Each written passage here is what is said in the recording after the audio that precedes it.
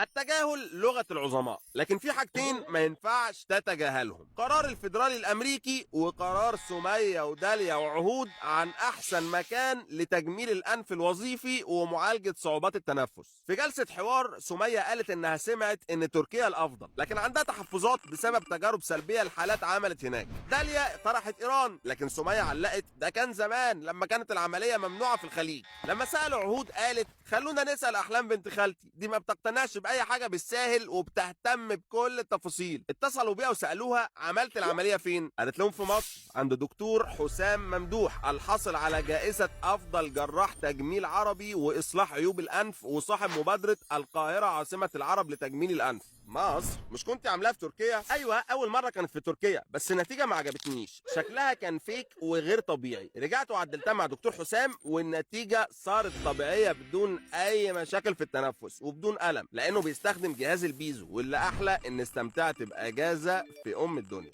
حتى شكلها يجنن وهي فاتحه كاميرا السيلفي. خلاص القرار واضح، عاصمه العرب لتصحيح عيوب الانف ومشاكل التنفس وتجميلها دكتور حسام ممدوح.